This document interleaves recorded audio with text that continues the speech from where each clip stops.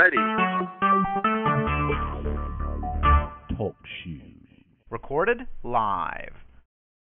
Hello, everybody, and welcome to the Genesis Science Fiction Radio Show, a service of the Black Science Fiction Society.com website. This is your September 26th, 2014 edition, and we have a panel discussion, and it's centered around H. Wolfgang Porter's Dark God's Gift universe. And he's got a second rev of stories that are coming out. Was it yesterday or today? It's actually coming out on Monday. Oh, on Monday, the 29th of September. They'll be published on the 29th of September. And we are joined by Wolfgang, and I'm going to let him introduce the other members, the other contributors to this current rev of short stories in his Dark God's Gift universe. And Wolfgang, welcome to the show. It's good to have you here. Good to be back, including the static. Yeah, I don't know who's that's somebody's phone. Well, anyway, try to work through it. All right. Anyway, I hope that's not a omen. Anyway, my name is H. Wolfgang Porter. Hello, and I'm going to be working with Black Science Fiction prolific authors, K-Series. Hang on, right? hold on a second. Hang on, I'm going to try something. Hey, it stopped. Oh, yeah, it sure did. Okay, go ahead. There are advantages to being half Japanese. Please continue. Okay. Anyway, going to be working with prolific BSFS authors, K-Series Wright, author of the wonderful one-shot, as far as I know so far, COG, nice tech noir book that you should pick up. And Mr. Ronald T. Jones, author of Warriors of the Four Worlds, which I thought was an excellent book, plus other things that he's written that he has yet to send me samples so I can review. Okay. And then of course, our beloved host William Hayashi, also one of our newest contributors to the series. And the series will be the second season for the Dark God's Gift short story anthology, a series of mature but dark sci-fi, horror, and fantasy stories from the darkest parts of our contributors' minds. And are you not contributing yourself? Yeah, I guess I am. Try to be a little modest here. But yes, I'll be a contributor. Also, I'll do the introduction for the stories, and then I have a story as well. And the stories as is, I'm going to let K-Series. Let her introduce herself, and then she tell us a little bit about her story. And then Ronald T., and then we'll just go down the line. Well, welcome to the show, K-Series. How are you? Where are you coming from? I don't know where you live. I'm sorry, I have two teenagers, and one of them drove another one to a party, and my son was just getting back and telling me what time to pick her up. So when you have kids, it's just, the best I place know, land. believe me, that's fine. But really, Wolfgang just introduced you and mentioned your story, and what I wanted to do was find out, first of all, where you live, to let people know where in the country you live. I live in Maryland. And did you grow up there? Are you a transplantee or? Well, my father was in the Army, so we moved around a lot when I was younger. I was born in Anchorage, Alaska, and we moved when I was 1 to Chicago. And then we moved to Fort Hollywood in Maryland. And then I spent nursery school, kindergarten, and first grade in Germany. And then we moved back to Baltimore. And half of fifth grade I moved to Seoul, Korea. then we moved back to Baltimore, and I've been there ever since I got married and moved down to the DMV area, and I've been here. Wow. You know, they always tell me if you pay your bills and your rent, you don't have to move as often, but I'm sure that's not the case with you. That's true, okay, too. well, tell us a little bit about what what do you normally write? We'll start with that, and then we'll kind of conclude, or at least get to the end of that with what brought you to Wolfgang's universe. But what do you usually write? I usually write science fiction, particularly cyberpunk. That's my favorite subject, science fiction.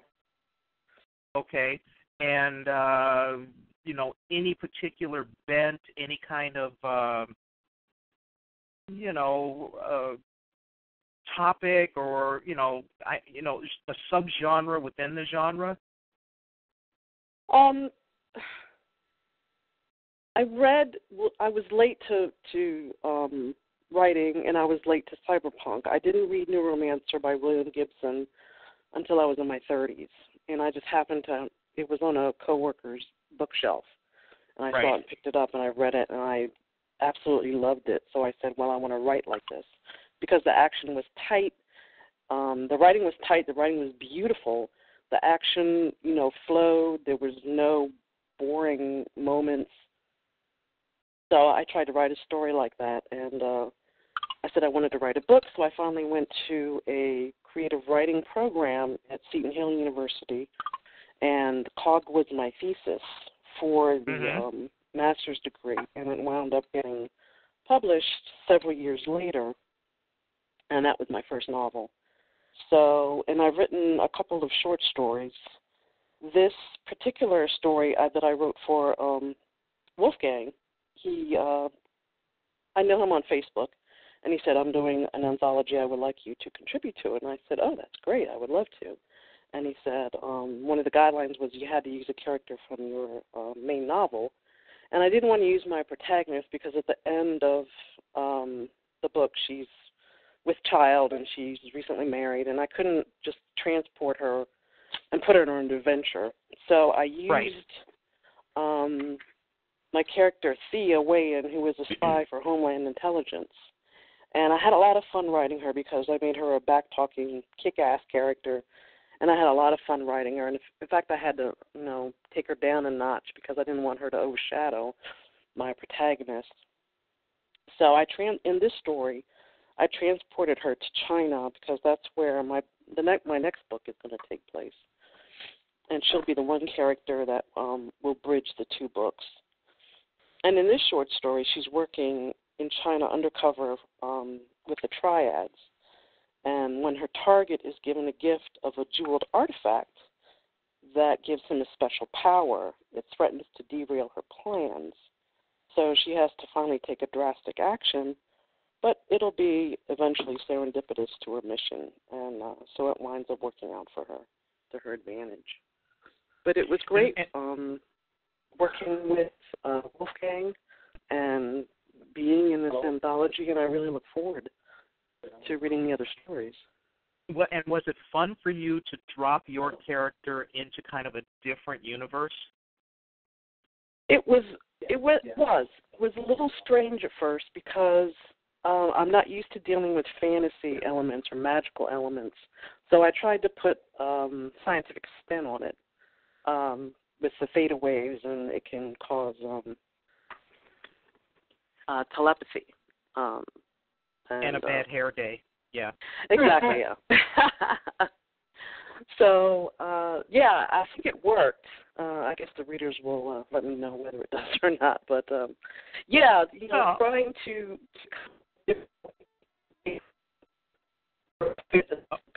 I like that.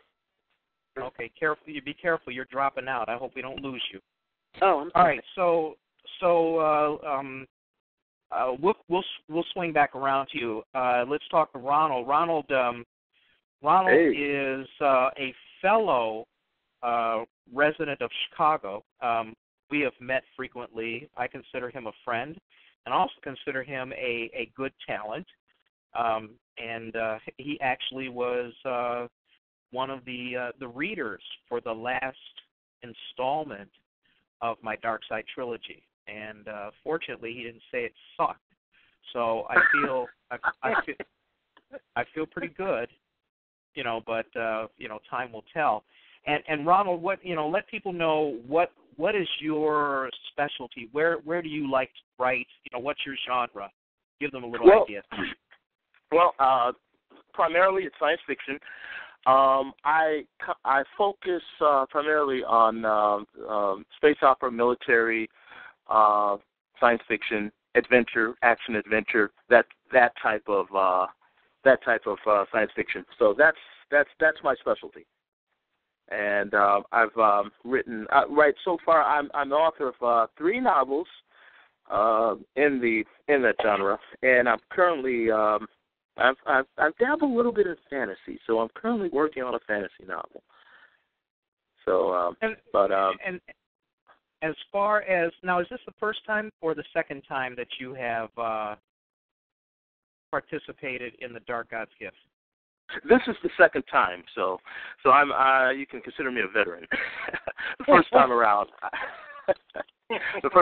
I wrote I contributed a story, which was sort of a revisiting of a character that I created several years ago. It was called The Outpost, and in this character, in the Outpost, there's a character. His name is Alec Dishman, and he's the commander of this heavily armed, absolutely lethal space station. And he's the only person on board. Everything else around him are there are no other living beings around him. He's surrounded by androids, which are called avatars, and there's the space station's central computer keeps him company, and so he has to fight off an attack by 120,000 enemy ships. And these ships don't give it all away. Don't give it all away. Okay. No. Well, I'll just say he's the last defender of an empire that's crumbling. And so that story, Outpost, was published as part of an anthology. It was published online, and so I used that character I used that character for this story, for the first story in the Dark Gods anthology, and so it's called The Dark Path. That's the first story, and so the second time around, I know after I finished the last story, Wolfgang had wanted me to do either an epilogue, I believe, and so I did an epilogue, and when he told me the second time that he was going to do a part 2, then I figured, okay, I'll contribute the epilogue to the anthology, but Wolfgang, he body slammed me and he kicked me and he grabbed me by the collar and he said, "No, you're gonna add more to the story. It's too short." And so that's right. And of course, what more could I do? and so he dragged you kicking and screaming back into the fold. Right, absolutely. So basically, what I did was I just dropped everything else that I was working on, and I said, okay, all right, I'm going to do this. I'm going to, and so for several days, that's all I did was focus on expanding this epilogue into a full-fledged short story. And I tell you, I have to say, I mean, there's a lot going on in this story. It's about let's just say it's about gods that are battling each other. I mean, it's ambitious gods, put it that way. It's epic. Just tell everybody it's epic. Yes. Well, All right. I'll let the readers be the judge of that. Right. So Wolfgang, way back when you came up with this universe, because of course this is what we're talking about. About how long ago did you first start dabbling in this universe, when you first started pulling it together? Well, really, it's kind of an offshoot of a short story series I started on the BSFS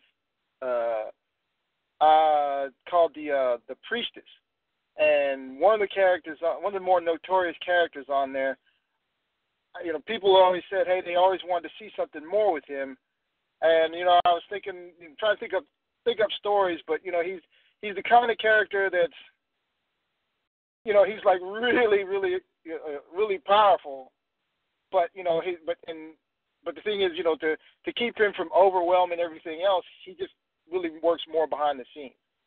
So, anyways, but in thinking about that character, I was thinking, well, what happens to this guy, to this godlike character, far, far, far, far, far into the future, where he still hasn't, nobody, he's been so smart that nobody's ever gotten around to finally destroying him. So what do you do at that point? When you literally become God, what do you do? So take the off. Exactly. exactly. On the seventh day you rest. But this, this guy's he's at the point where existence is just something he can mess with or not, or he's really at the end, and basically finds himself at the beginning again. So it's like, okay, so what do you do? So he decides to make this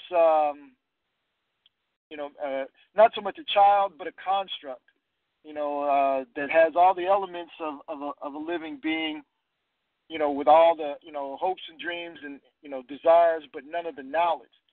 So he takes this entity and tosses it back into the multiverse, and basically says, okay, if you once you make your way through the multiverse, you'll end up coming back to me. Tell me what you've learned, But sure. being the kind of even though he's this godlike, omniscient individual, he's still a bastard. So he sends this entity out there, and the way that he creates him leaves the entity with this really dark, empty, and for lack of a better word, evil streak in it. So even though it's it really wants to know, but but there's this like I said, there's this really nasty streak in it, so that any being that it encounters, no good will come from it. So the stories basically are what happens when beings in the multiverse encounter this entity called the Trinaut, and when I say that the Dark God was a bastard about the way he put him out there, put the entity out there, is when he did it. The multiverse is the way it's set up in the story is this vast multiverse, with multiple parallel worlds, basically endless parallel worlds, but the rules are all different for each world. So it leaves very, very fertile ground for you to do the kind of collective contributions that you have put together. Exactly. And which I think is not only obviously it's clever, but it gives you some longevity, because it's very difficult to write yourself into a corner that way, when you have so much variety available. Exactly, because the way the rules of the game are is, like I said, each universe has its own rules. So for all the Trinaut's immense power that it has, it's all dependent on the rules of the universe that it's in. So, in one universe it might not be any bigger than the smallest, bacteria, but still be immensely powerful in some way. Whereas in another universe, it might be so big it spans the distance between galaxies. So it all just depends on, like I said, it depends on the universe it is, which is why when I invited the authors, I told them, I said, this thing, except for these little minor rules, take off. It's the ball's in your court. Do what you will, or better yet, do your worst, And sure. and I give these guys credit. They've done a pretty good job. Again, another thing too is because there's so much latitude. There's multiple interpretations of story and genre, and then also there's a lot of leeway with the genres. I don't restrict anybody on genres. It just generally has to have a sci-fi, horror, or fantasy bent to it. But as far as latitude and that goes, that's up to the author. Yeah, the story that I submitted was different than most because mine is set in a universe that could be right where we live today. Oh, exactly. I thought that was interesting to me because, I would consider myself more of a hard sci-fi writer, and maybe more sociology and politics than not. And so right. What I did was I chose current America as the setting for my story. And essentially, something that happened 60 years ago, 70 years ago, allowed the Trinot to come and invade Earth, essentially. Right. So, I mean, that was interesting to me, and that's why I want to do it because I like writing stories that, I can see. Let me give you an example. I can see the attraction in writing vampire stories. Or even better, zombie stories. Because I'll tell you right now, I know that zombies can't exist, at least in any scientific way that we know possible. But like in what was it, Shaun of the Dead, if something comes from outer space that we've never experienced before, and then triggers the zombie apocalypse, we're still going to have to deal with it with today's culture, today's weapons, today's nomenclature. And so I like to do a lot of my writing based upon how I believe people would behave if it happened today. Right. So that was the bent that I took. And I've had one person read the story, that's Wolfgang, and he didn't kick it out. So I dug it. It was like I said, I'm always looking for people to take their take on this particular thing, because like I said, with the rules I've established, you can pretty much go in any direction. Now, now for the story that I contributed this time, I contributed another one for the first series, obviously, involving one of my main fantasy character. And basically put him in a situation where that was kind of similar to what you had written, but in a fantasy setting, and with similar circumstances, but magic instead of science. So it was fun putting him in that situation because first of all, it was the first time I'd ever written a one-off with him, that was unrelated to the overall story of the series that I was writing. So that was fun. Now this time, I generally ask when I bring a contributor on, I'd like to bring some people on who've already published, or at least with a novel, a comic book, or whatever. My general plan is to have them bring their at least one of their major characters if they wish. It's a voluntary thing. But whereas like K-Series, she brought one of a character from out of one of her stories. It wasn't her main one, which was fine. But the setting. I love the setting of her of her book Cog. So I thought that would really give her an opportunity to really run with this thing with with an all powerful cosmic entity running around. So she did a really nice job with that. And now in my new story, I took a nod from basically the scenario from my online short story series also on the BSFS called the Pandora Ultimatum, which is basically my first foray into sci-fi, which deals with the human race 65,000 years from now, who've been out in space for quite some time and have built up the infrastructure to actually really travel around space in a timely manner, and they've basically built a corporate empire in the galaxy. So in this particular story, I didn't use my main character, but there were scenarios that were talked about in the series that I thought would be intriguing. So in this case, the story starts with a character who was basically raised in a corporate orphanage that would eventually be bid out for to other corporations depending on her skill set, and she ends up becoming. At first, she's going to be put out to be a farmer, but you come to find out after she gets modified for life in space that she has a lot more aptitude for engineering and other things. So she ends up on a space station that is basically a world in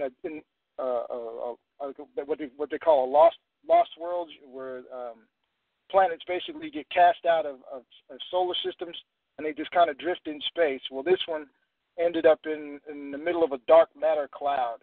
So this station here in this dark matter cloud is a weapons development facility for one of the more notorious corporations. And basically they find a strange artifact, and basically a lot of people have run afoul of trying to analyze this thing. And so she's part of the team that tries to figure out what it is and whether it can be used and mass-produced as a weapon. All right, I'm going to warn you all one more time. Don't give it up, okay? You guys are just so easy. I mean, no. Oh my God, No. There's still. Believe me. No. I know. All right. So anyway, you start the group. You have put together a number of short stories like this. I would imagine that you're pretty much at the point where you could consider consolidating them into a printed anthology. Do you have any thoughts in that direction? Yes. The plan was always to put it out, see what kind of response we got, and we got a nice response last time, so we're doing it again, trying to build the audience, and then ultimately the plan is to initially go with ebooks.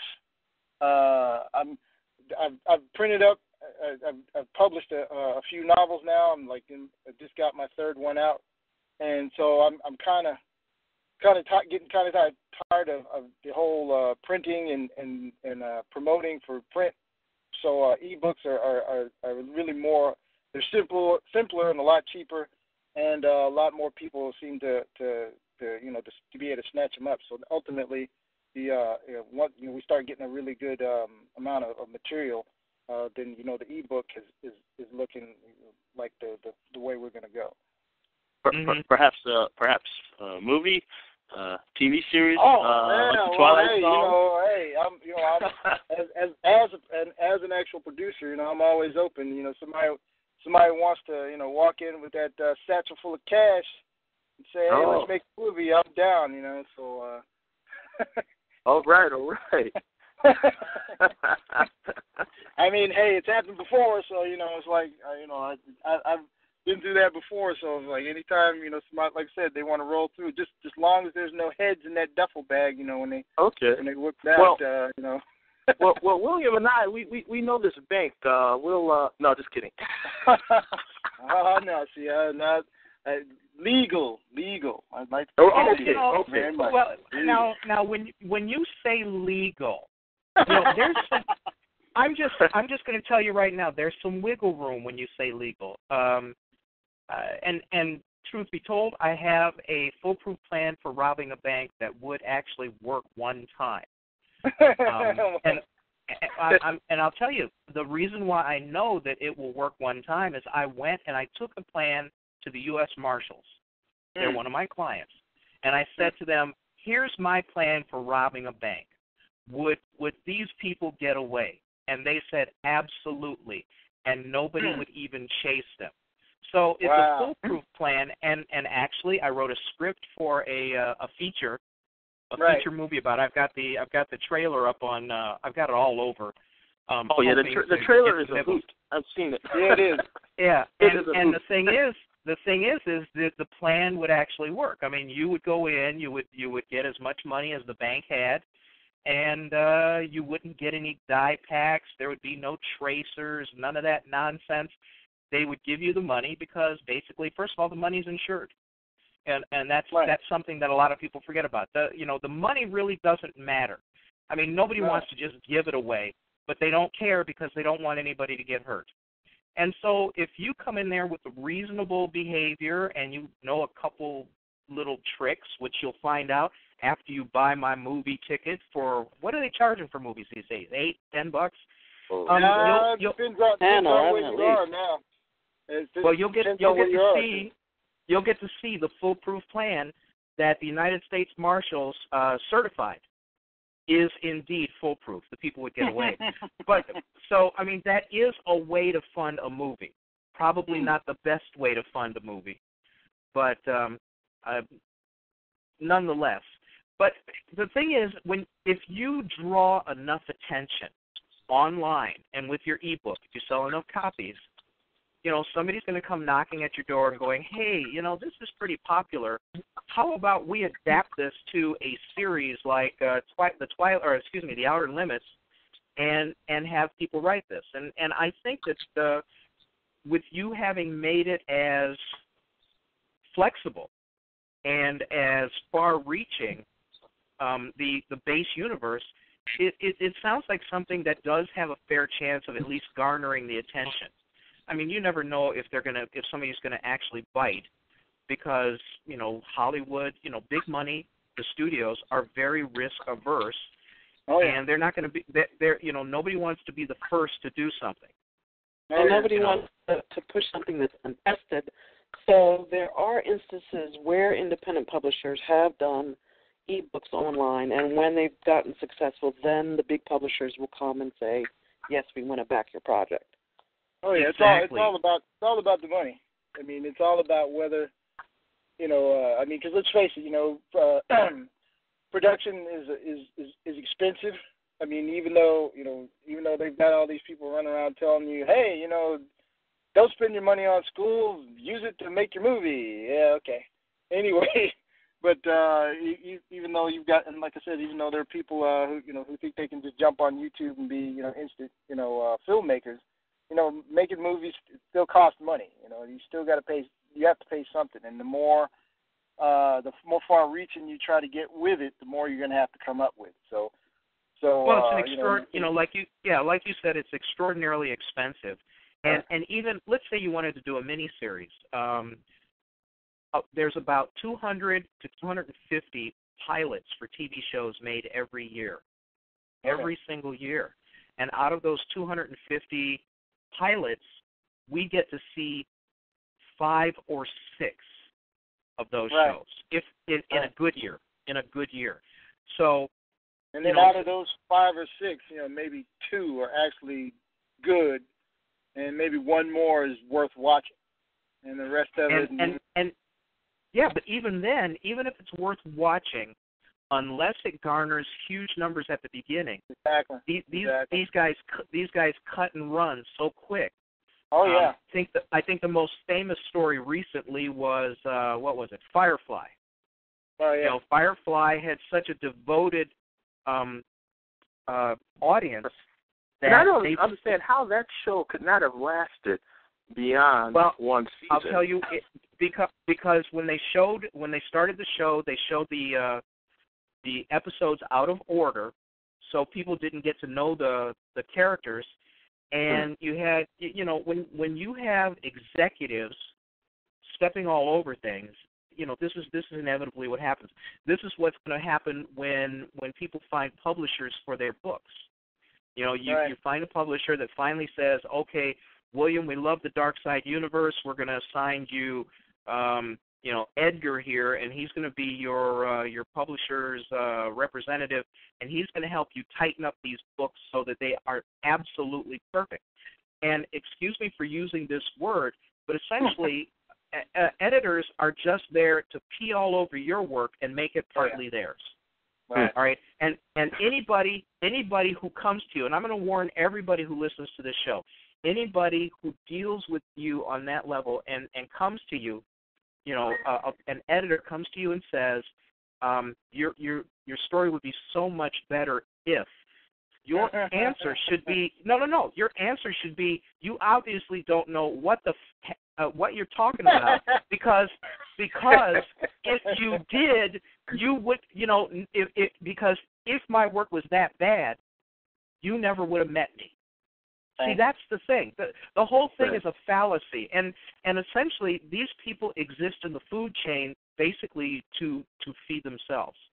So you have to be very careful about that. And then the other thing the sad thing about signing over an option to your intellectual property to someone else, once you sign that, it's no longer yours. They can do whatever they want with your stuff, and you can't do anything with it except publicly denounce it and ask for your name to be taken off of it. But once they pay you the money, they own it. So be prepared to bend over or whatever is required. If you want to retain any kind of integrity at all, you're going to have to do it yourself. And as Wolfgang has pointed out, it's an incredibly, incredibly expensive and risky business. Borrowing money for a movie is high risk. I'm borrowing money for a movie next year, and the people who I'm borrowing the money from, they just come to the table expecting an immediate, the first tranche, they want a 135% return on their money because it's high risk. And then if they put enough in, then they want money on the back end. That's why Hollywood's lacking in creativity. Well, the thing about whether it's films or even books, because even with my books, I made up merchandise, T-shirts and hats and all that other crap. Right. You have to have merchandising to back that up, because because your film, you can make the greatest film, have all the greatest actors, but it might not roll over. It just might not touch with audiences. But the thing is, depending on what kind of merchandise and how deep your merchandising is, you're going to make some of that money back. That's why every time Disney comes out with a movie, you can't walk through Burger King or McDonald's without seeing, Happy Meals and toys and lunch boxes and all this other stuff. That's really how they get all their money back. If an endeavor like that is 10% actual creative effort. The rest is marketing. Right.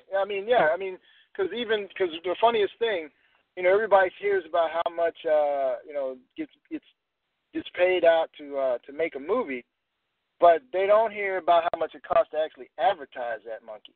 Right. That's where all the money goes. You figure, you figure all the commercial markets that have to be, addressed. And the thing is, we're talking mainstream, obviously. If you're independent, you're not going to get that deep. I'm sorry, it's just not going to happen. If you're coming out of your own pocket, or even if you're lucky enough to go viral, you're still not going to get that kind of penetration until the paradigm is hazardous to the African American writer, because the advertisers and the marketers want to take that basic story, but they want to market it to white audiences because that's the largest market. So, and the African American writer just has to either find a niche market or find a way to make them see the value of minority characters as leads, because that's why we got into this field in the first place. Well, that's true. I mean, we're all doing it to get paid, but one of the things that I have always admonished black authors, black content creators is whether you like it or not, if your intellectual property does not have universal appeal, and when I say universal, I mean, you know, racially universal appeal, it's destined, unless you can create your own audience like maybe Tyler Perry did, you're not going to succeed. You know, Tyler Perry has created an audience for every film that he puts out. So it doesn't, you know, when people invest in if he has to go to somebody and borrow money or get some other investors to finish a film or do a film, which he doesn't really have to do now with the amount of money that he has on hand, it still has to have universal appeal. And I think it's a shame that we've come to a point in our culture in America, and not so, I don't want to say globally, but at least in the United States of America, for content creators who create comic books, they're doing well because, you know, they've got a built-in audience. If they've got good work, hopefully if kids can find it, they'll like it. But if you do novels, if you do short stories, readership is falling off. You know, the largest demographic of book readers right now are women. And so if you don't write college-educated black women. Okay. All right. Thank you. See, what you did was you went and you said something that I just assumed was patently obvious. But okay, I get you. But seriously, you're absolutely right. And so if you write content that does not appeal to the majority of the readers out there, you're either destined to be a niche market, or you're going to eventually, you know, hopefully you have the stones to stick it out. But it's not easy. You know, it's very funny. I was just last week, I was saying, you know, I'm putting out the last installment of a trilogy, and I haven't seen a whole lot of traction. You know, not a lot of people are finding it, and I did not have a whole lot of money to invest in marketing. And as Ronald said, you know, that's the big deal. If you can't market what you've got, nobody's going to find you, and that is so expensive. So I figured out a way to sell 20,000 books. But the problem is it's going to cost me $18,000 to do it. But I'm still going to be making 8 times more than that $18,000 if I sell 20,000 books. But how many people have $18,000 as a self-published author? How many people have that kind of money to throw around? Hell, I didn't have that money. Yeah. Well, I don't even have that kind of money to throw around. I'll have it later. We write books. We write books so that we can sell enough to have $18,000. It is true, but it's not something that's easy.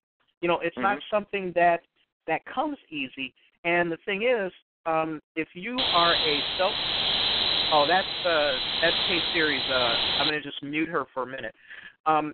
If you produce, you know, content on your own and you're trying to get it out there, you'll find out, as we've discussed on many editions of this show, that most of your effort is about the business of doing business. And the smallest amount of your effort ends up being, oh, I'm so sorry. I'm just gonna have to mute her. Ends up being the writing. You know, for me, I can write a book in 6 months, but trying to market is like a 24/7 job over years, not just today. It's over years, and that's tough. That's tough. You know, I keep coming back to her, but that's K-Series. Okay. Online. So anyway, with all of that uphill climb, Wolfgang, you know, when do you think you're going to dip your toe into finally putting this out there? Because you're not going to really know how popular it is until you do it. It's not a matter of you just deciding, well, you know, I got good response in BSFS. You still have to go through that whole torturous procedure in order to get your stuff out there. And ultimately, go ahead. Ultimately, like I said, the initial was the main to see if people were even interested in it. That's the thing. You can make something and put it out there, and it can be the greatest thing since whatever. But if nobody's interested, then there's not a whole. I mean, there's not even base interest. But the main thing, the main impetus though, is to build up a body of work, so that because I was kind of looking to go the E route last time, but we had 2 stories last time.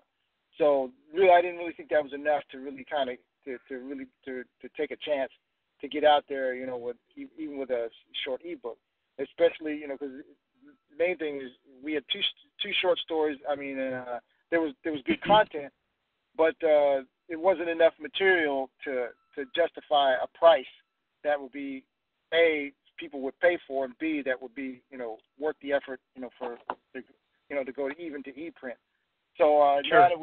now that we got 4 more stories, now we're building up a little bit more content. So now we'll have something that would be more marketable, and then we can actually justify the a price when we actually go to sale.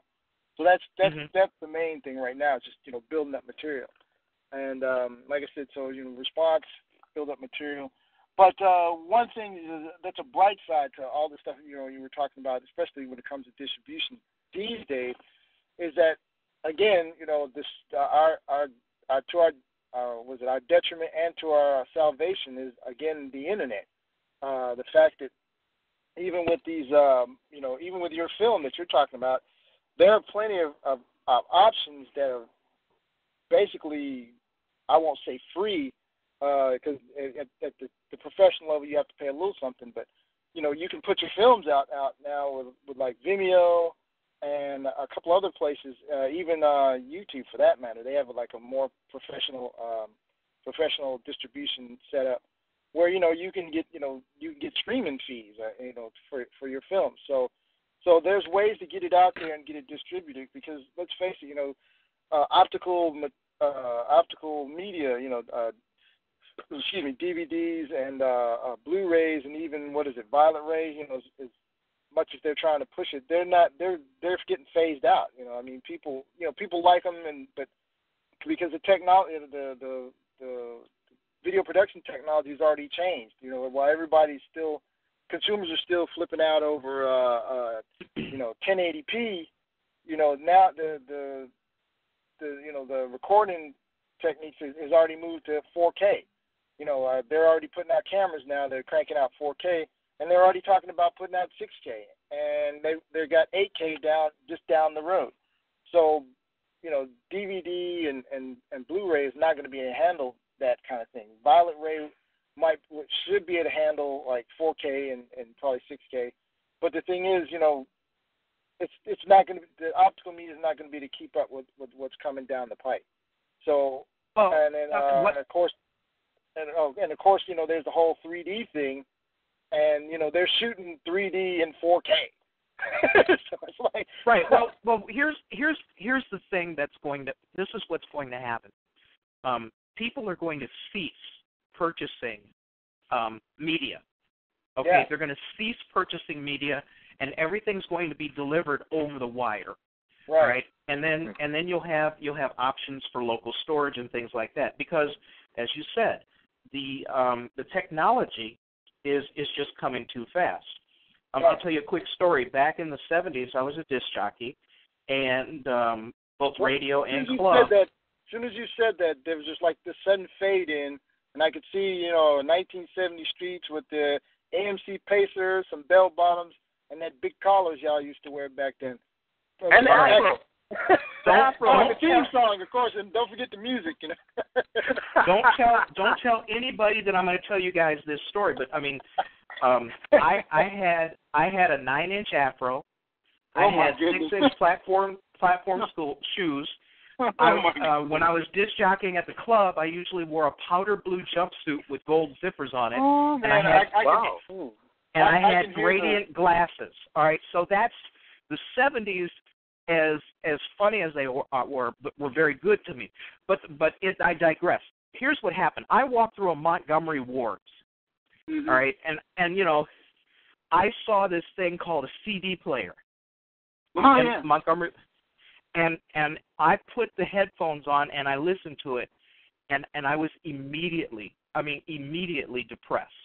I had never been that depressed, because just by putting on those headphones, I realized just how much technology had passed me by. You know, I'm looking at a wall of 3,000 albums in my office here, and I still have turntables, but the sonic quality, you know, some people say, oh, records are warmer, blah blah blah, but the clicks and the pops and the ticks and everything that are very distracting, that kids today know nothing of, were what we lived for. You know, once we wore out an album, we had to go buy a new one. And so I hear a rumor that records are coming back now. Actually, they are. Well, they are. Vinyl's coming they back. are. They are. And one of the reasons why I kept mine, I all these years I've been hauling these damn things around. I'm going, why am I doing this? But then nothing is like it. You know, there's nothing like it. So, but when here somebody says someone went out and bought 3D flat screens that they now say was the biggest waste of money they ever spent. And unfortunately, that's the way it is. Those technologies come and go so quickly that, you know, although good for the companies that put them out, they're not good for the consumer. You know, I will never buy a 3D TV. I'll get a flat screen TV and then upgrade as they become cheaper. But remember when those first 36-inch flat screen TVs came out and they were $4,000? Oh yeah. Ooh. And they don't have half the picture of the $300 Walmart special right now either. Yeah. So technology is becoming obsolete before it disseminates, fully disseminates. Well, what it is it's too expensive to invest in, because it's a dead investment. And then you look at and somehow I look at where we're going with books, and people go, oh, well, e-books are in. Not everybody's got an e-book, but now there's more and more tablets. Oh, no, all of a sudden tablets, the sales of tablets are now declining. You know, here's the thing. If you rely on someone else to tell you how to spend your technological dollar or where you should do something, you know, in terms of distribution and things like that, essentially what you're doing is you're letting someone else tell you how to fruitlessly spend your money.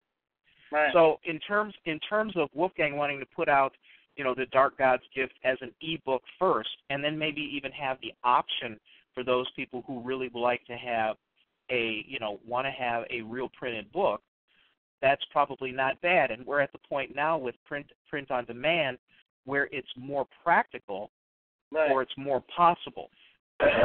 I'll be honest with you, when I look at, you know, if this comes out as a printed book, I'm obviously going to buy it, because, you know, well, no, my story is in it, and that is of value. No, that is of value to me, you know. But and then I have people who purchase my books. My books are damned expensive. You get a hardcover of one of my novels, and it's like the list price is $34.95. Now, I don't know anybody who's paid that, but at least they listed at that. And you look at that and you go, $34.95.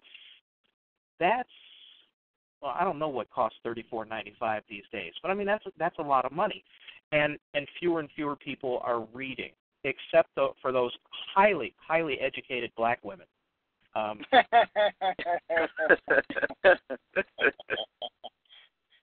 So you know, I consider myself having made a bad left turn, and I'm not convinced that this is a good thing.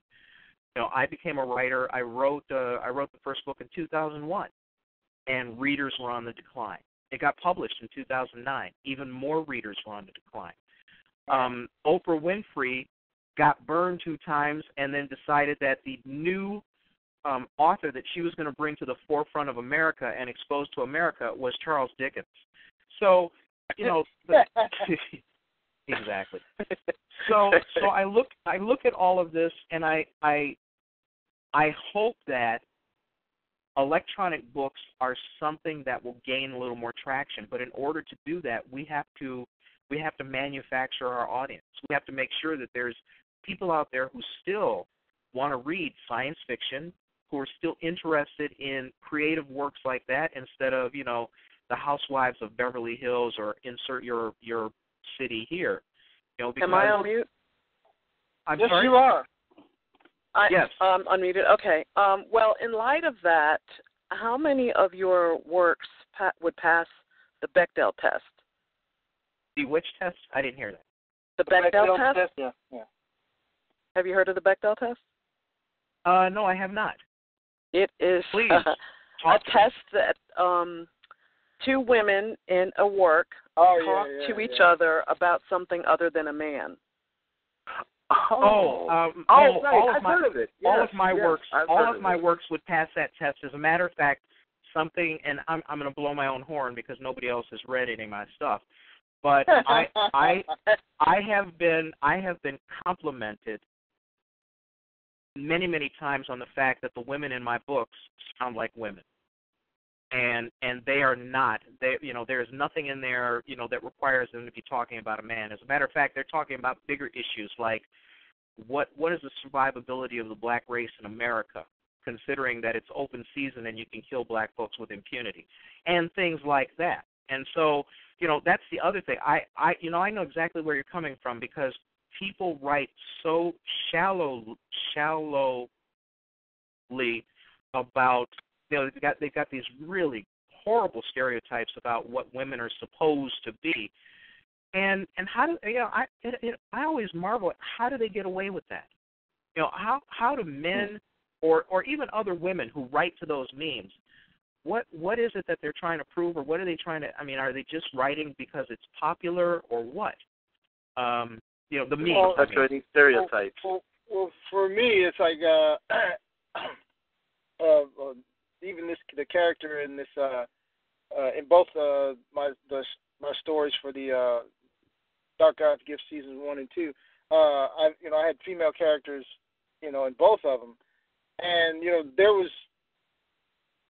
stuff that was that stuff that was going on in the stories where they didn't really have time to be worried about whose man was what. Now, even though in the first book there were at first and second stories there are sexual situations, but they're the context of the story and what those women are talking about or dealing with, that part is just a plot device that that's part of the story, but it's not. They're not, like I said, they're not sitting around doing the next thing and the finger thing, they're not sitting around doing that, because they don't have time for that, because there's too much going on. I mean, you're in space, or you're out in a strange country with monsters and crap. You don't have time for that.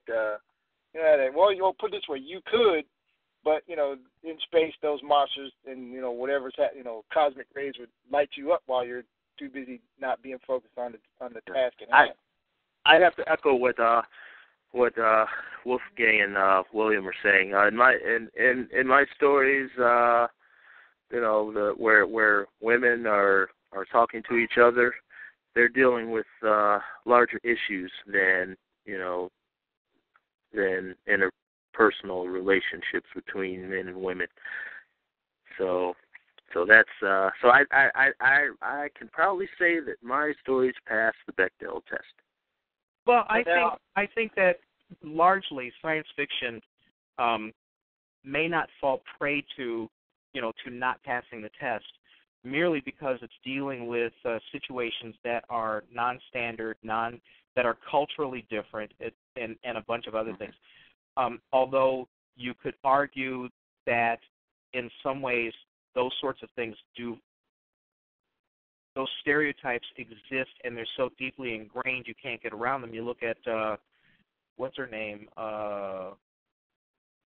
George Jetson's wife. I don't remember her first name. I apologize. Jane. Right. Jane. Okay. Or what about June Robinson on Lost in Space? Oh, right, exactly. That was out of the 60s. Did she have any gig on that? Which, I mean, I can't even.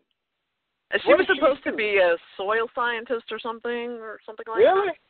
I think so, well, but no, I think she did one scientific experiment, and I didn't see anything else. Well, that's because she was written to be a 1950s mother, a 1950s mother. They transplanted that model, that family model, into the future. Which is what they did with the Jetsons. So let me ask the three of you this: in your stories, it sounds like you have already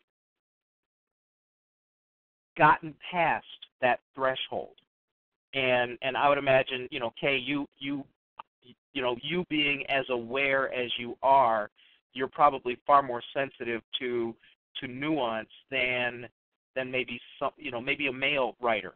Although in my case, being a half black, half Japanese lesbian living in a man's body, you seriously need to get that operation, man. Yeah, well, I'm happy the way I am, but the thing is that you look at the science fiction movies. Look at what was that one with George Clooney and what's her name, where the everything exploded? Was that Gravity? Gravity. It still had so many stereotypical girl memes and not positive ones.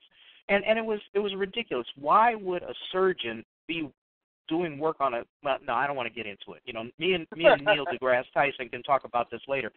But the thing is, it's so hard, and the reason why is because it is movie or even novel shorthand. Not so much in novels, but movie shorthand.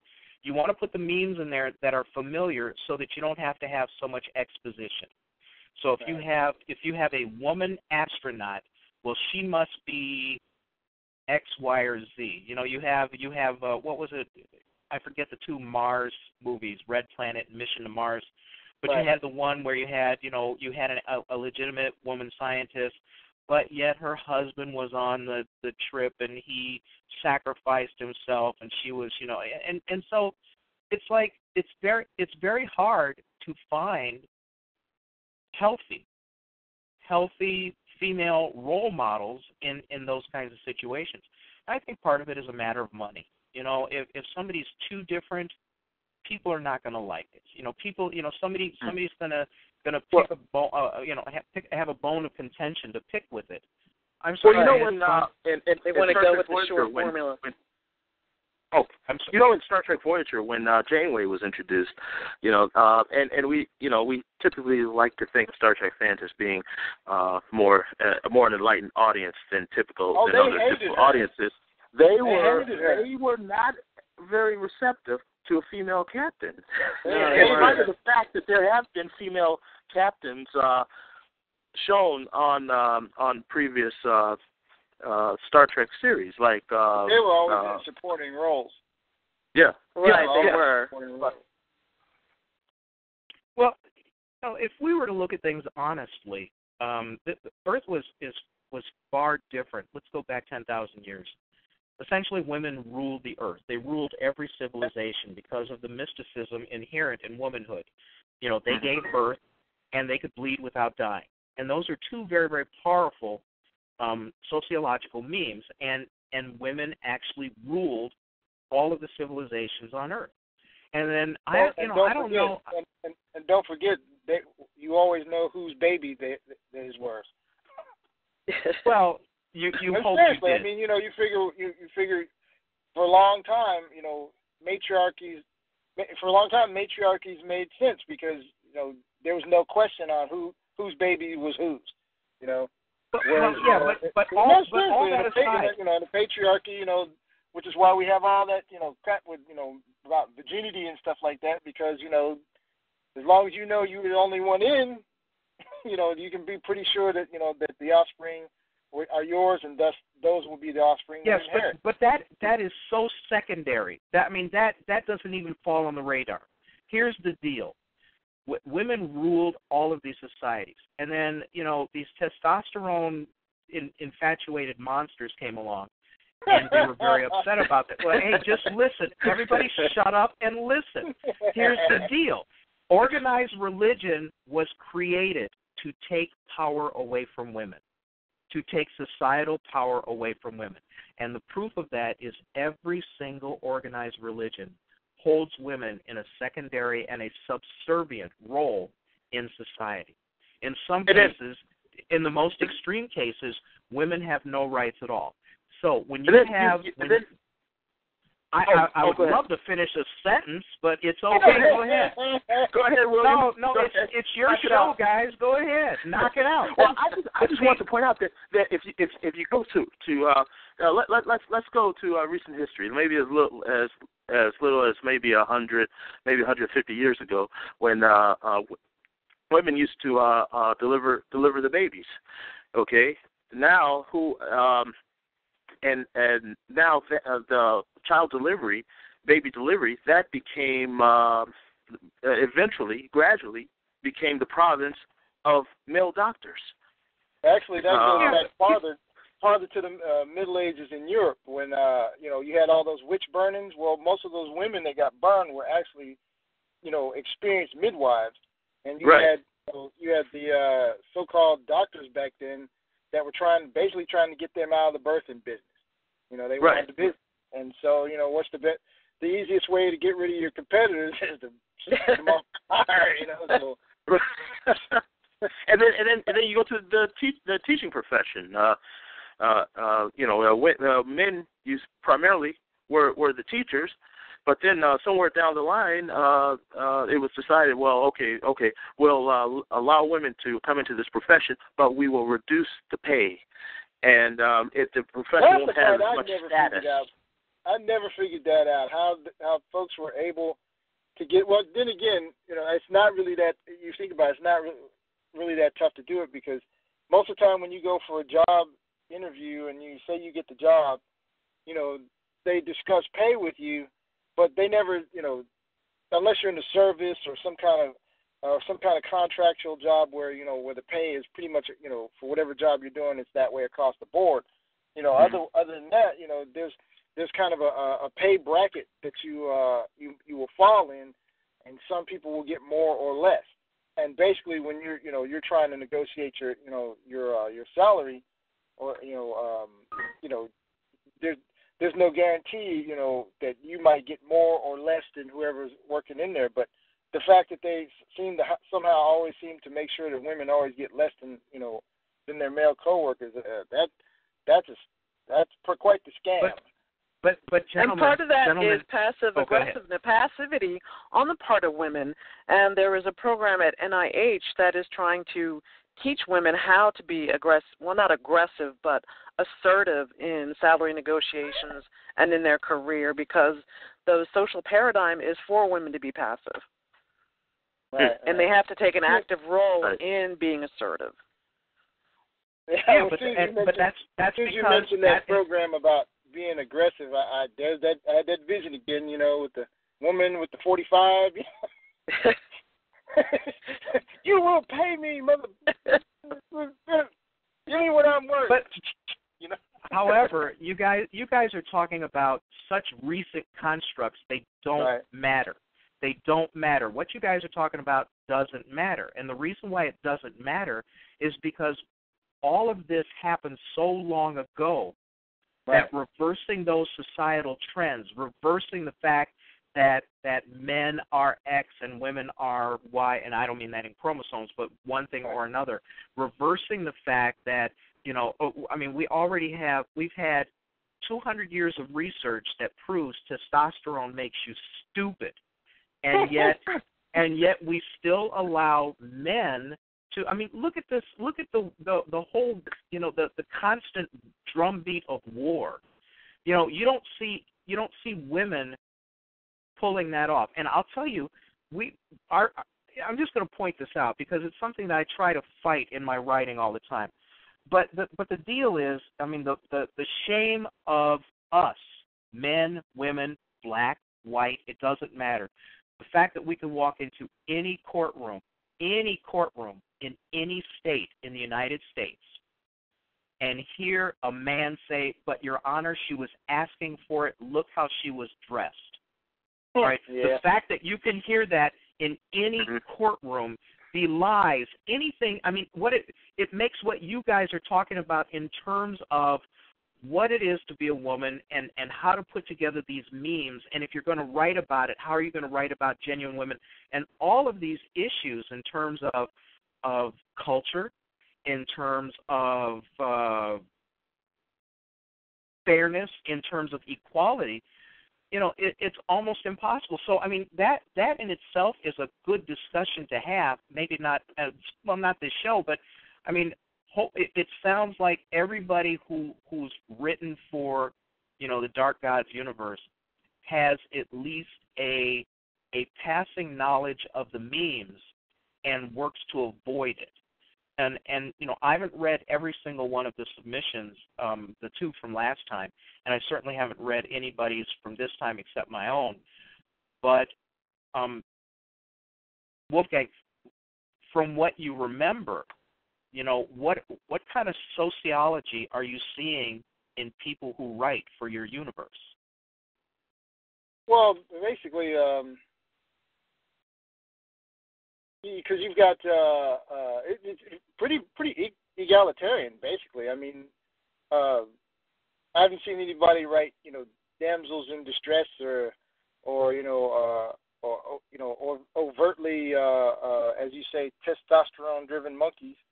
You know, it's just mainly, you know, all the parts of the story, you know, male or female, you know, they just play their part. You know, I mean, they're when you got some bad guys, you know, there are some standard bad guys. I mean, because let's face it, you know, you have nuanced bad guys, and then you have those bad guys you can pretty much predict what they're going to do, you know, down to the last punch in the face, you know. So sure. So I mean, they're going to be there. So, but you know, most of the. Well, let me ask this. Let me ask this of the three of you. Does that suggest that people who write for, you know, in the science fiction, fantasy, and horror genre, does that suggest that the authors are somewhat sociologically more enlightened than the average, let's say, person on the street, or even the average writer for television, for movies? I mean, for television movies, obviously, sci-fi writers are generally more enlightened than not.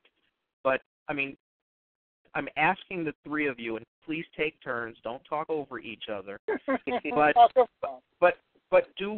are we finding out that at least for people who think in terms of, you know, future civilizations, future history, in terms of science fiction, are we looking at a slightly more enlightened authorship than we do for other kinds of genres and other kinds of speculative fiction?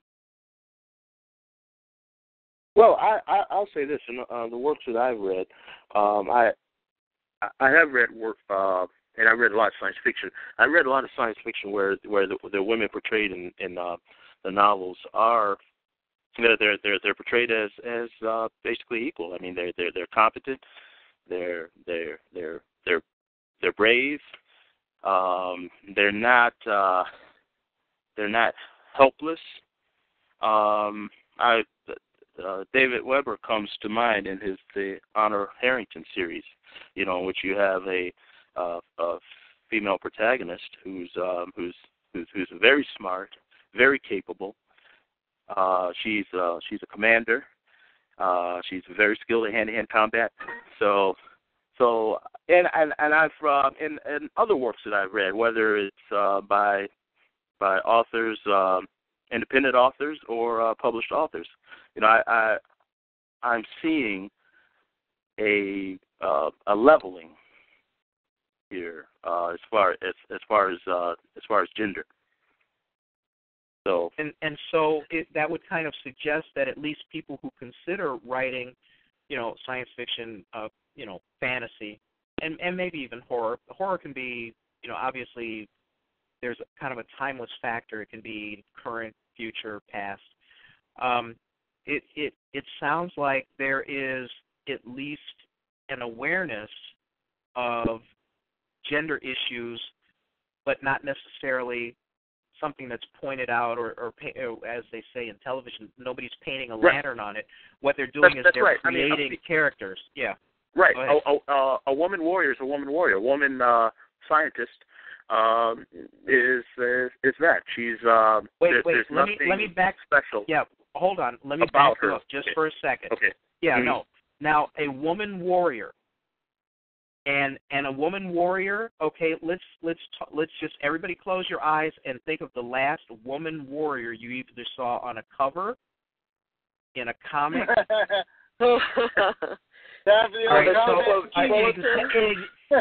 Exactly. Every single one of you laughed because even though they may be an ass kicker, okay, even though she may be more competent. How is she depicted? She's still a highly, grossly misshapen, sexualized object, is she not? Just say yes. Funny. Get it over with. Well, pretty much. Just say yes. Just say yes. It's funny you mention that. It's funny you mention that. But you know something? But you know something? At least in the one at a time. In the mainstream, I would say yes. Go ahead. In the mainstream, I think you're going to see more the push for equality among women and minorities from the women and minority writers. They're the ones that are going to push the boundaries of science fiction. I think the traditional writers, they grew up in a traditional society, so that's going to be reflected in their writing. And you're going to see the more diverse ideas coming from the minority and women writers, and eventually it gets subsumed into the mainstream. And I think that's what we're seeing now. Yes, but for visuals, like women warrior in the movies or on comic book covers, that's still, I think, like you said, the grossly misshapen and highly sexualized. Well, the thing I've been seeing, I on Facebook, I run a group page called the Adult Fantasy Writers Group, and on there, I make a lot of fun of the combat bikini. A lot of there's a lot of images and a lot of stories and stuff we have on there. I make a lot of fun of that, and but the funny thing I've noticed though is, we've got a pretty good size membership, but and I try to put stuff on there that I believe will attract the eye of men and women, and as far as adult humor and things like that. But I notice it's like if I get if you put something too esoteric on there now, I'll put like we were talking about the woman warrior thing. And like I said, I make fun of the combat bikini, but also I put, images and pictures up of women warriors in full combat armor, whether it's, a fantasy setting, sci-fi, or whatever.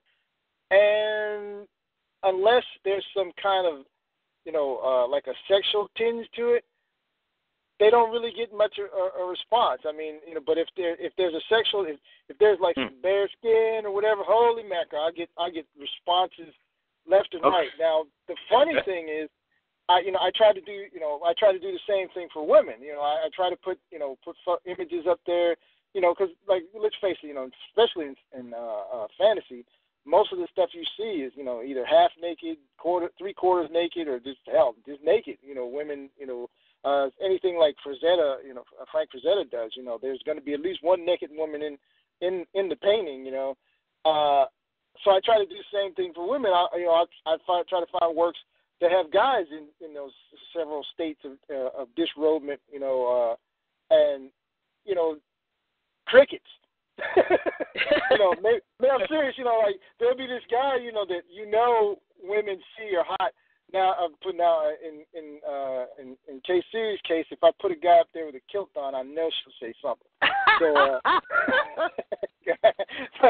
but other than that, I'll put something up. Maybe I'll get a couple of responses from because we've got quite a few female members, but most of the time, crickets. And, of course, none of the dudes say anything. It's like, shut up. Well, I've been told numerous times that men are more visual, and so maybe that's why. Wait. That's what I've been told. I've seen many a woman stop what she was doing to watch a perfectly good pair of tight jeans go by or whatever, So I don't, or they kind of stop drinking their coffee for a minute. That nice broad chest and those broad shoulders come cruising by. Or whatever. By and large, hey guys, but by and large, women don't go stupid over a broad chest like men. I don't know about that. That's because you're not paying attention. That's why I get more than you do. Okay. Anyway, is that why those No. women kept tripping over their feet every time I walked past? I don't know. But anyway, go ahead. What you trying to say, man? Nothing. Here's what I'm saying is that we have a hypersexualized society, but yes, we do. It's a stunted sexuality because it doesn't relate to anything realistic. And what it does is it perpetuates that stunted sexuality from generation to generation. Okay? By and large, kids, teenage boys, are no different. As a matter of fact, they may be worse in certain ways than teenagers in the 1950s, the 1960s. Okay? And as writers, obviously it would be great to imagine situations, imagine worlds, imagine universes where, women get paid exactly the same for the same job that a man does or something like that. But as you said, Wolfgang, here's the deal. You go ahead, you want to market what you've done, and you still have to adhere to those stunted sexual memes in order to get notice, in order to sell your goods, in order to do commerce. On the other tip, though, you can still, rules are still made to be broken. You can still, you can still bend the rules. Like the short story series I do is called The Priestess. I made mention of it before. In that story, the protagonist is a woman who basically who has a godlike being within her. She basically they're sharing the same body, and in many respects they're one and the same person. So even though she's married to basically a knight, the Valley Knight. Yeah, exactly. Who is basically her mortal protector. Here's an individual who can, who has to really be careful with her husband. Even though he's kind of like a Conan type. If she's not careful, she accidentally squash him like a bug. And I make, through the course of the story, she makes mention of these, things, and even though she loves him, she realizes how careful she has to be with him, and so. So I try to bend those. I try to bend those rules every chance I get. If not, poke them in the eye if I can. But like you said though, but ultimately there still has to be some deference to the overall meme as you made mention of, because unfortunately you have to get people used to what's going on in your stories. I mean, some people will pick up your book and they'll get it right off the bat, and they'll run with it. But other folks, they'll see it, and you kind of got to work with them. So because obviously all readers aren't the same, and even though they say know your audience, everybody in your audience isn't the same either, because there's always some kind of nuanced taste that they have, and like case in point, all Star Trek fans are definitely not the same. So I mean, yeah, they all like Star Trek, but I guarantee you, there's different shades of what those what those fans like about the show and how they react to it. So, like I said, so you could bend those rules, and I think as an author you should, whether you're writing a novel script or whatever, you should bend those rules, especially now, because people are a bit more open to it. So the more you end up bending those rules, the more you kind of change people's perspective. Unfortunately, it's a long, drawn-out, and painful process to do. Exactly, yeah. Yeah. So what do we as content creators have to do to move us off the dime? Because, when you consider you have to market, you have to do mass marketing, you have to use memes that are accessible and relatable and are not so unexpected. I mean, let's take a great example of a meme that completely blew up, and then of course it became so conventional, everybody's doing it. Blair Witch Project was made for like no money, Right. but it was something that was so new and so unusual, people flocked to terrible. see it. Well, it was, but it doesn't matter if it was terrible. The fact of the matter was, it was brand new. It was Right. it was unknown. Nobody had ever seen anything like that. And then the ultimate end of the meme, using the meme to death, was getting to be, what was it, Cloverfield? Oh yeah. So here's the thing: if we're going to attack stereotypical memes and try to write about a future where basically sex is unimportant, or no, I don't mean sex. Gender is unimportant. So this scientist could be man, woman, straight, gay, whatever, and it doesn't make any difference. It's not an essential component to the story. Well, that's a lot harder to sell to readers or content devourers or whatever. Go ahead. I mean, there has to be a balance. I know in Warriors of the my novel, Warriors of the Four Worlds, for example, my main character, Lev Gorlin, he's the star of the show. He's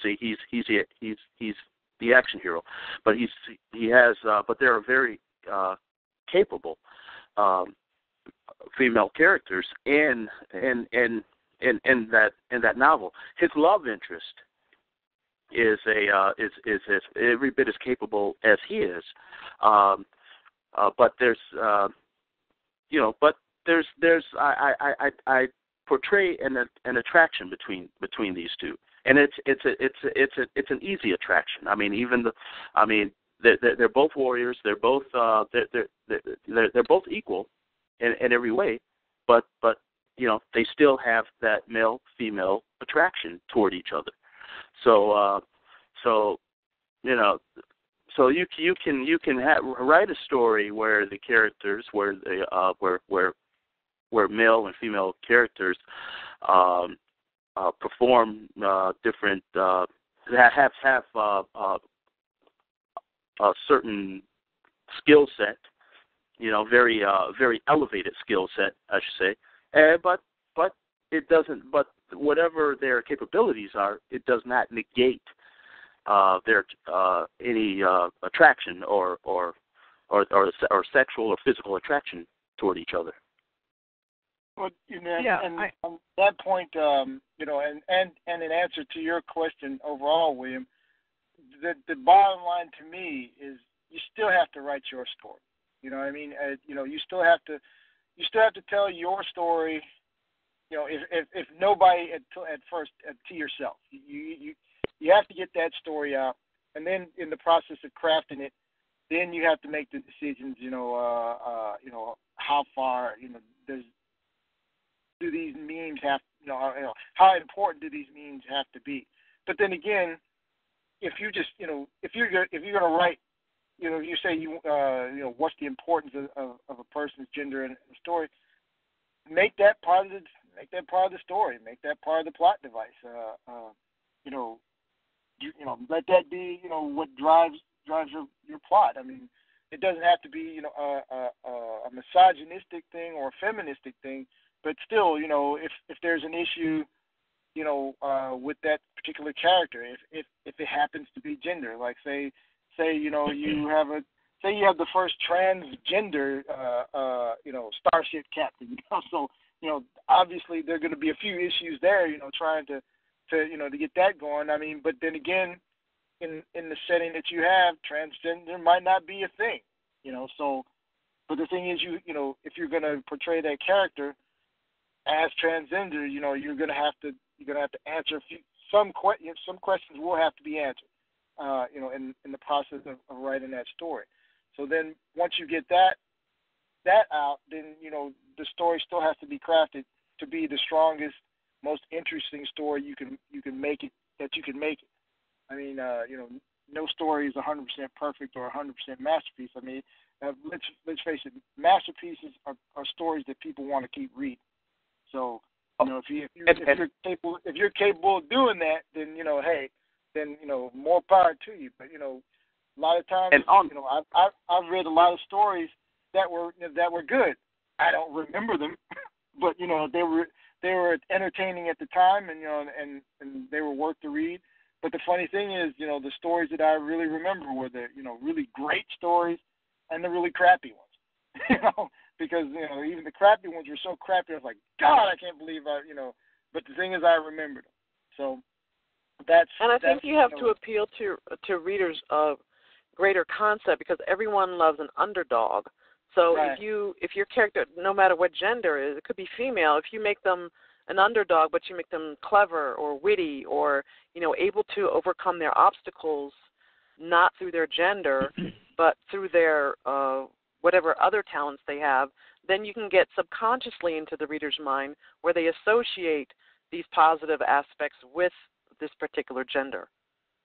And that's an excellent point. That it's the journey of the character.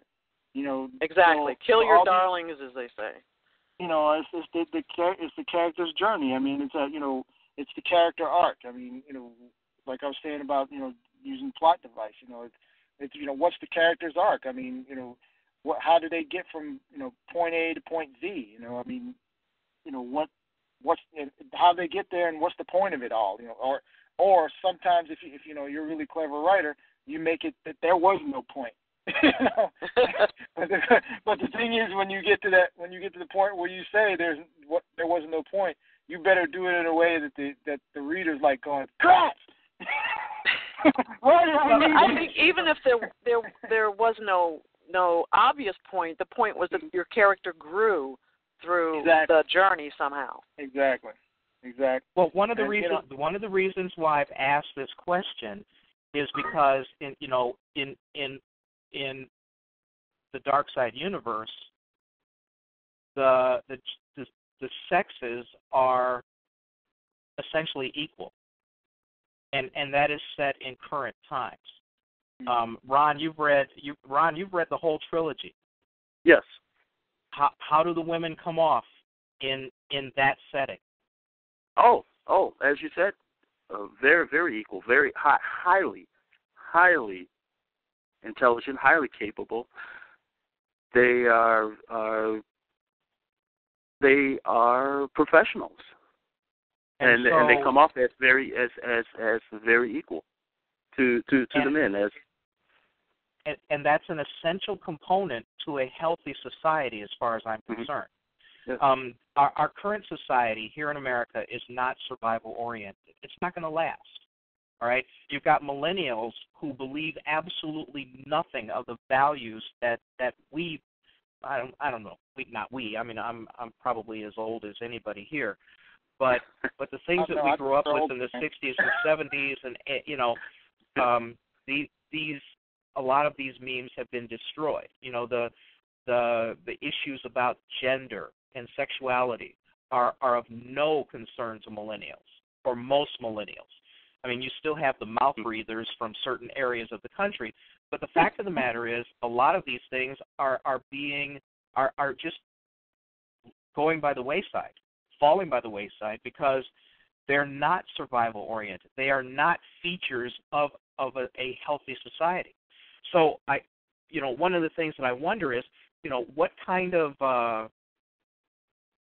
do we have a responsibility in our writing to try to help break down a lot of these stereotypes, a lot of these memes, and a lot of these damaging preconceived notions that are just they have no utility whatsoever. They have no survivability. There's no reason for it.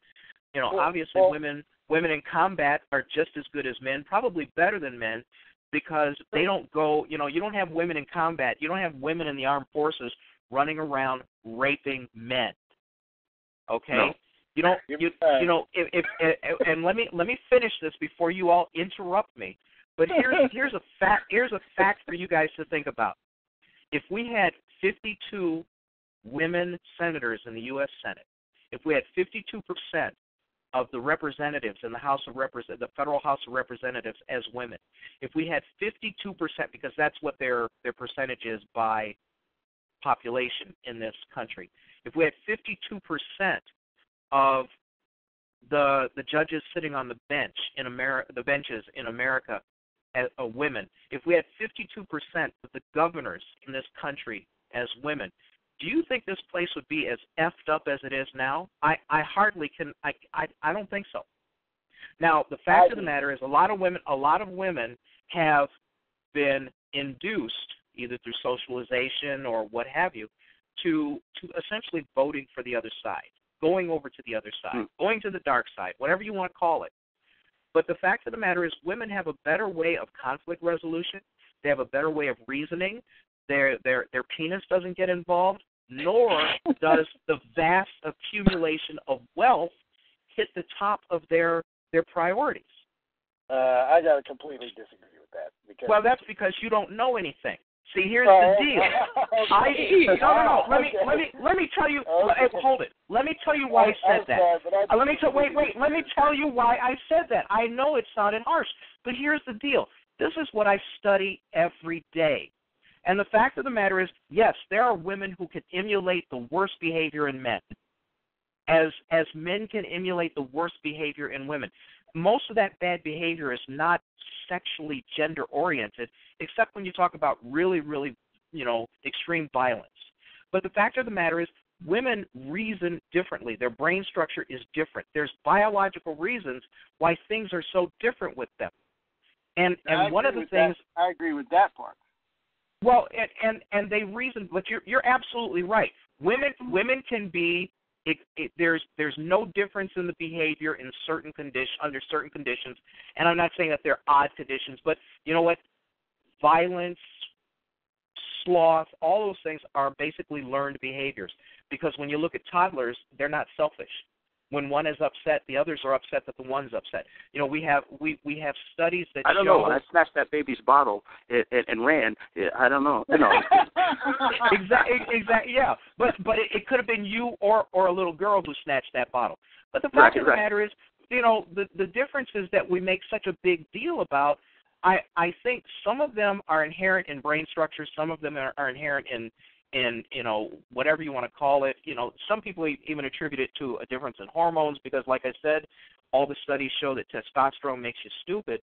But when we talk about writing for the future, and when we talk about creating worlds where people are supposed to be somehow evolved a little bit further than where we are now, or they've de-evolved to a worse set of circumstances due to whatever the creator makes of their universe, we're talking about how people relate to each other, and we're talking about creating the kind of worlds, creating the kind of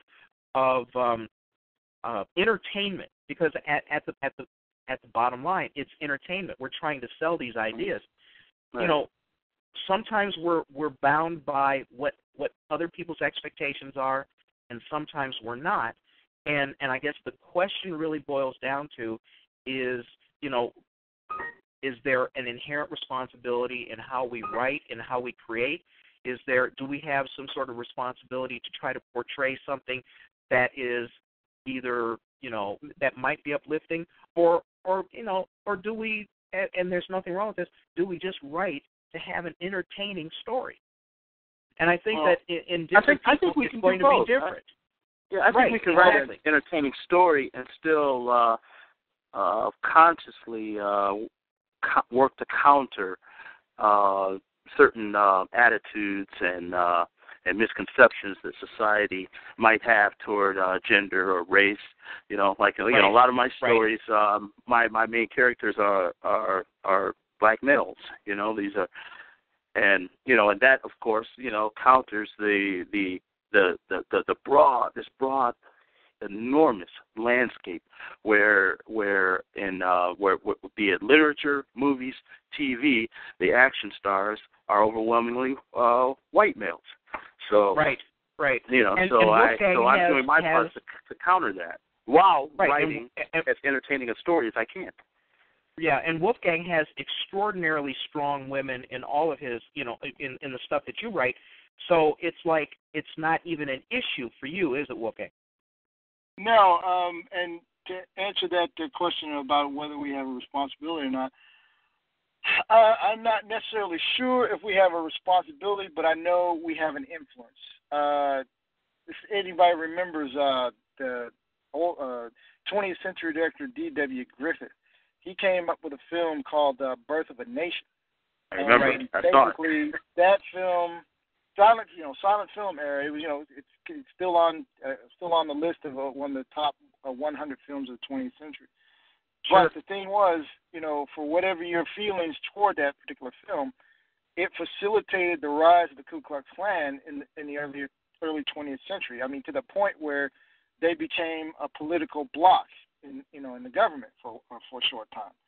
So, whether he was, whether he actually believed, any of the hype that he was, putting in the film, is irrelevant. The fact was he made the movie, and it was, it was adhered, people adhered to it, or people who believed in that. It became like a holy grail to certain people. Exactly. Right. So, so he definitely had an influence. And then, you have filmmakers like Oliver Stone, who his films, what do you call it, Full Metal Jacket, and right, and Born on the 4th of July, and what's called Francis Ford Coppola with Apocalypse Now.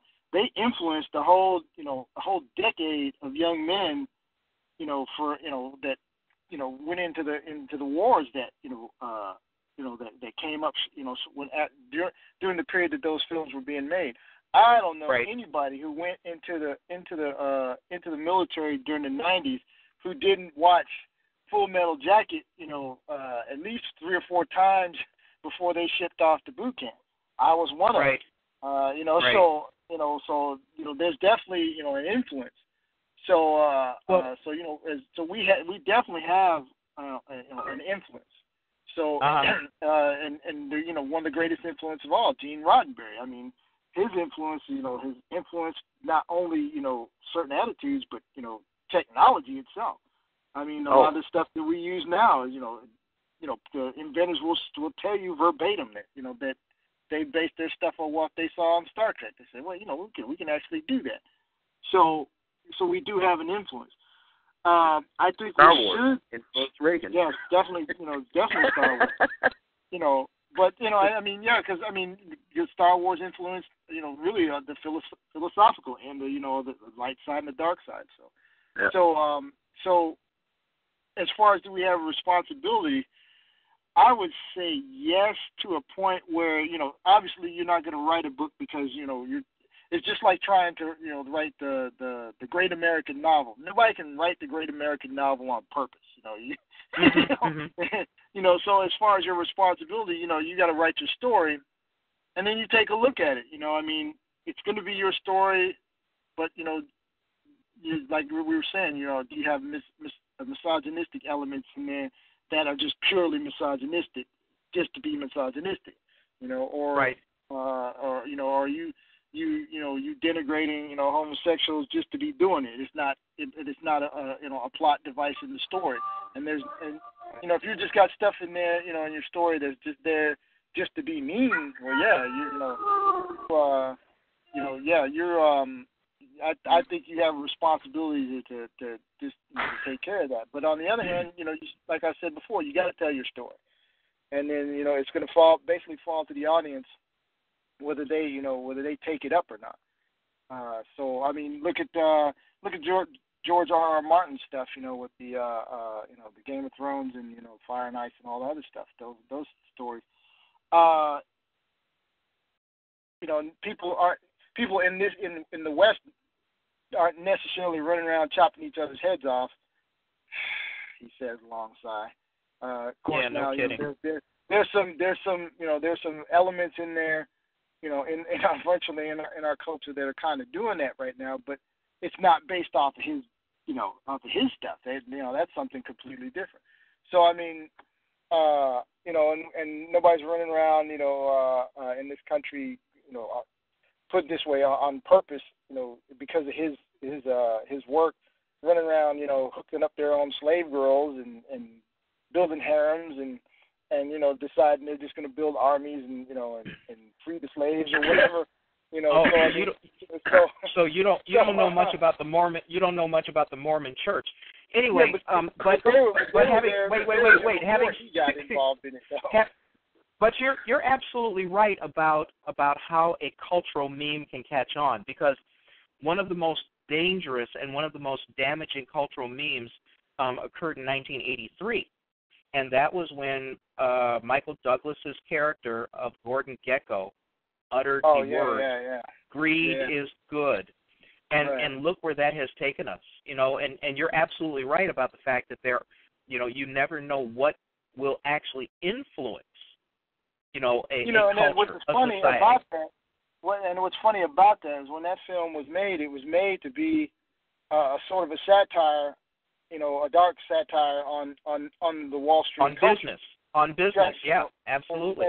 And yet, like you said though, but nobody really, nobody was seeing the satire. All they were seeing was how rich he was, how cool he was, and how basically he was doing what everybody. He was a bad guy, and he was doing what everybody wanted to do. They wanted to get rich, and they didn't. And people at the time thought it was cool to step on other folks' necks to get that way. And so, they were cool with that because he made being an SOB look cool. And we have an entire political party that embraced that philosophy. But I don't want to talk too deep about politics.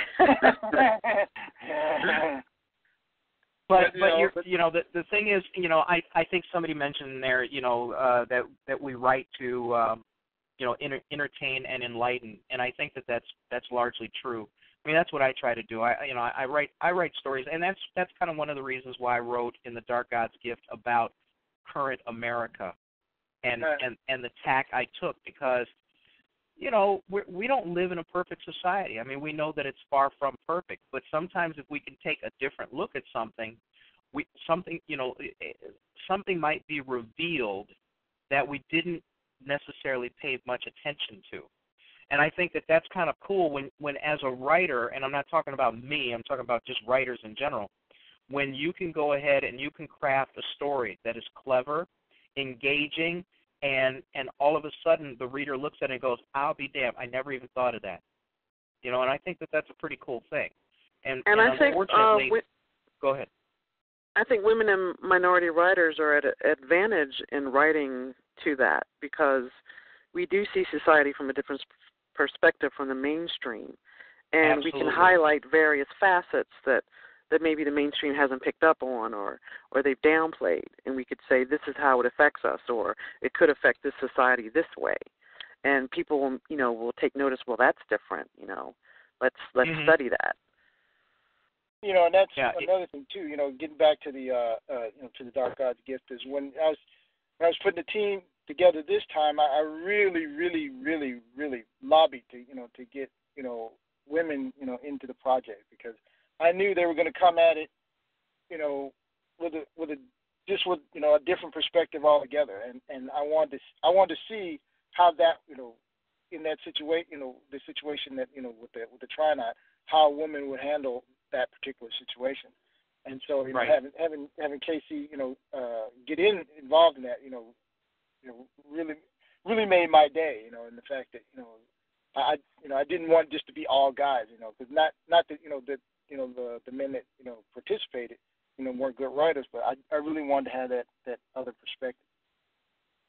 Well, and as you said, you created the universe to be almost limitless, Right. which gives any writer the opportunity to really stretch if they want to stretch, to really bring something to the table that may have never been seen or thought of before. And so, having created such a fertile universe, Wolfgang, you have set something bigger in motion than just the stories, because what you're doing is you're providing, I don't want to say hallowed ground, but you're providing the groundwork for so many different people to contribute so many different ways from something that started out fairly basic. I mean, it's going to grow. You've got, okay, this time around you've got these few writers. You've got these particular writers. Next time around, you're going to grab a different set. You're probably going to engage a different set. And as for trying to, maintain a certain amount of gender equality, I think that those stories are going to reflect, like Siri says, perspectives that are not the average, that are not the normal. And that's all to the good. Whether we're writing to try to affect, people's minds or win hearts and minds or whatever, if they're all good stories and they have different perspectives, I think it's a great thing, especially for the youth, because what you're doing is you're opening up their imagination. And one of the things that we have to do with people reading less and less and less is we have to manufacture our audience. Yeah. And the only way to manufacture our audience is to get them to read. Not an easy thing to do, Not with so many competing social media. Which is another thing too. Another reason why I'm more of a mature audience writer, because first of all, there's just a lot. To me, that's an untapped audience, and it keeps getting proven over and over and over and over again. Especially with outfits like HBO and Showtime. When they come up with things like The Sopranos and Game of Thrones and stuff like that. And granted, those they have mature themes, but the thing is, everybody seems to forget, especially with sci-fi and fantasy.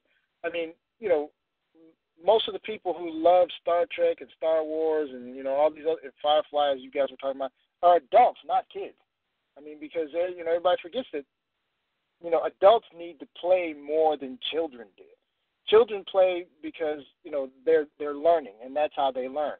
Adults need to play to let off steam so we don't kill each other. Okay, so when I go to comic book shops, I mean, I rarely see kids in comic book shops, and most of the people I see in there are grown-ups. Yeah. Not not saying that that's not that children aren't a good audience and that you shouldn't go after them. It's just for me, there are plenty. Was it J.K. Rowling's and Ratty Lewis's, with Tech Watch and stuff like that, who are great, authors and artists who can write stories that adults and children can really get into, and they really push more toward that younger audience, and I think that's great. That ain't me. I mean, I'm just not. I'm sure I could write a children's story, but for me, as just to, for creative satisfaction, I need to have the leeway to, when a character needs to go into the dark, they go into the dark, not the kind of shade, that you get in with a children's story, because there's only so far you can go. But that's for me. When I was a kid, movies used to come out and it would be, the heroes were adults, because and I saw shoot, adults get to have all the dang fun, And so, by the time you grow up, you're like, okay, I'm an adult, I can start having all this fun. Now they make everything for kids. So it's like, what the heck is that? So, I push more for an adult audience, and many of the themes in the Dark God's Gift is for a more mature audience. I mean, even a story like yours, William, is even though it could easily be read, by a younger audience, there's some pretty haunting, themes in there that, could be really, as a kid, you really, you sit there and think about it for a minute, it would be really scary. So, and then also, there's it's a lot of nuance. And then, of course, K-Series, your story, I don't see too many kids reading that one. No, not in Chinese gangs. Nope. But YA is hot right now, and when I was growing up, the only YA I had was like Judy Blume. And but the funny thing about YA today, though, is it's more adults reading that stuff. We're talking, and we're not talking like 18 to 25 or something like that. We're talking like 25 to 35. These are the people that seen. That I was reading some of the surveys. Like what was that awful Twilight flick? There's more moms there than kids. They were the ones that were getting into that stuff. Even the Hunger Games. Like there were more adults that were jamming to those stories than kids. So as far as I'm concerned, there's definitely a large untapped audience for mature stories, that with themes that adults can get into, and you can still have fun. I mean, you still with sci-fi and all this stuff. Let's face it, with sci-fi, fantasy, and horror. For adults, all you really need is some bad language, some good violence, and some screwing, and you're off to the races. You just got to tie it all together with a decent plot. But I'm wondering if that's a larger commentary on society that so many adults are reading YA because there's so much loss of community and unsurety in the job market. They want that sense of something, of safety, of childhood, of home that they're searching for, that they're not finding in society. Yeah, well, but you think about those YA stories, a lot of them, what are they? Dystopian societies, what was it like with the Twilight, well, the Hunger Games, that's definitely dystopian. A young woman basically trying to find herself, hooks up with a dead guy and some guys that turn into dogs, so... So, that's an escapism, true. But like you're saying, that's But with Harry Potter, I mean, there's a happy ending. There's always happy endings. Right. Yeah, right. I think one of the reasons why they're so popular is, first of all, they're very accessible. Okay, they're all written at the fourth to sixth grade level, which means it's an easy. I'm sorry, but they are, and that makes. But there's nothing wrong with that. All that does is that makes it more accessible. I mean, it doesn't say a lot for us. I mean, since 1972 to 2010, the scoring indexes for the ACT and the SAT have been revised downward 18 times, which means and that's obviously a national average test. So part of it, I think, is accessibility. If you write something, the golden age of science fiction writers, they were writing with vocabularies far more than the 200 to 400 kind of words. Yeah. And that's a little harder read for your average reader. And I honestly believe that has something to do with it. So when you're crafting a story, when you're putting together your memes, when you want to write your own Game of Thrones, you have to think about your audience. And if your audience wants a quick and dirty read, well, I mean, come on, look how many people flocked to, 50 Shades of Grey? That started out as fan fiction of Twilight. But it was a horribly written story, but it was accessible. It was accessible to the average reader. And I think, K-Series, when you say maybe that says more about us than it does about the art, I think there's more than a grain of truth to that. If you write a book and you're using $2 words in it, some people may find that too taxing. Right. I work for a contract for the government, and what we put out has to be written on the 4th to 6th grade level. Like I said, exactly. Dumbed down audience. Well, all right. Well, we got about 2 minutes to go here. Wolfgang, you will be publishing the stories Monday. Yes, so everybody Monday, take a look at that, and it'll be in the Dark God's Gift group and on they'll be BSFS. featured, each story will be featured over a week's time. They'll be broken up into 5 parts, and then there'll be a break over the weekend, and then the next story will come up until I think the week before October ends. That's great. I mean, that stretches it out. And then as far as K-Series, what do you have coming up on your own? You know, non-Dark God's Gift writing. I have a short story in an anthology called Far Worlds.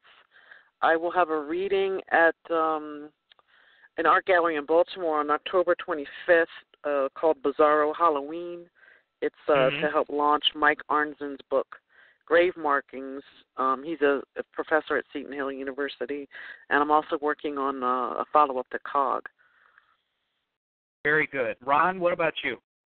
Well,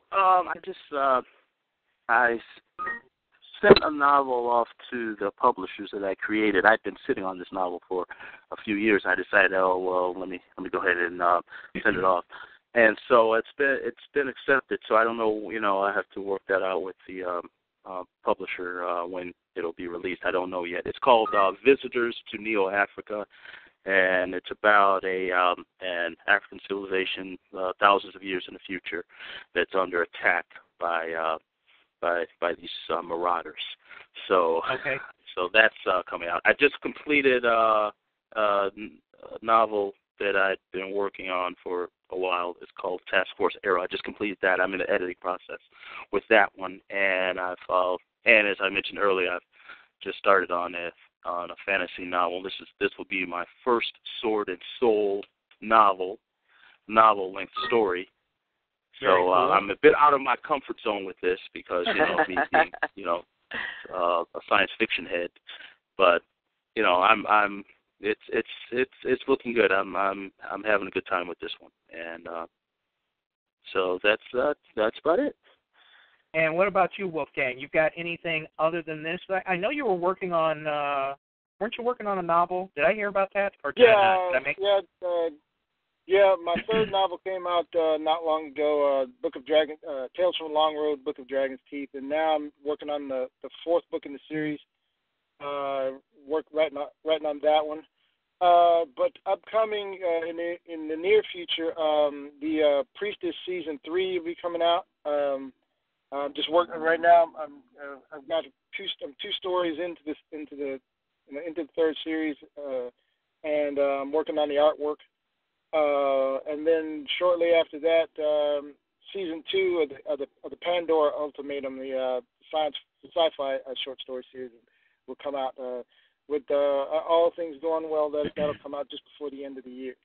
So very cool. And I want to remind all of you to go ahead and always post up all of the new things that you're doing. When you have a story posted, if you're published anything, please add it to make a post at BSFS so that the people who like you can follow you. If you're going to do appearances, same thing. Put them on the events calendar. So if you're wandering around, like hopefully maybe Ron and I will be at C2E2 in the spring. Well, actually, it's really in the late winter. And these winters, these winters have been trying to kill us, haven't they, Ron? Yeah. We don't have spring and fall. We have a very long winter and construction. It's a very short summer. That's about it. And the only thing I have coming up is I will be at Florida A&M has an event in the spring, and it has to do with fictional writing. And believe it or not, I get to sit on a panel with Tanana Review and Stephen Barnes. And the 2 of us, and the 4 of us, or the 3 of us, will be panelists at this event in February. I'll post that up, and I tell you, I have to be excited because they're using my first 2 novels in the trilogy in a couple of classes at Florida A&M. So I'm very excited about that because that means that somebody scholarly is not, ripping me a new one, and that feels very, very good. Jarvis is entertaining people from outside of town. I think it's his sorority's get together, and so he's not here tonight. So I'm gonna go ahead and I'm gonna do the thank yous to everybody who supports this show. It's good for me to look and see people who want to listen live. We have podcasts. I know people listen to those because I get feedback from those. People who support the BlackScienceFictionSociety.com website, thank you all for doing so, because if you weren't there, people wouldn't know a damn thing about any of us. And well, I mean, let's be honest. We're not J.K. Rowling's yet. Yes. Well, and I think that's the great thing about social media and the Black Science Fiction Society, because, yeah, I love science fiction, I'm Black, but how many other people are like that around the world? And you get to find them online, and it's great. Oh, yeah. Right. So, again, on Jarvis Sheffield's behalf, I want to thank everybody for tuning in. And what I'm going to do is I'm going to end the recording of the show. Nobody has to run off. We can chat, we can talk, we can hang out, and actually use language which may not be age appropriate. So thank you everybody for tuning in, and remember, this show is every Friday at 9 p.m. Eastern. Most every Friday, and we look forward to seeing you all next time. Thank you, and thank you, the three of you. Thank you very, very much. You made this very easy. And thank you. Force be with you. Live on and prosper. And remember, woe unto those who receive the dark God's gift. Yes. Receive the dark God's gift. Yes. Receive the dark God's gift. Yes. Receive the dark God's gift. Yes. Receive the dark God's gift. Yes. Receive the dark God's gift. Yes. Receive the dark God's gift. Yes. Receive the dark God's gift. Yes. Receive the dark God's gift. Yes. Receive the dark God's gift. Yes. Receive the dark God's gift. Yes. Receive the dark God's gift. Yes. Receive the dark God's gift. Yes.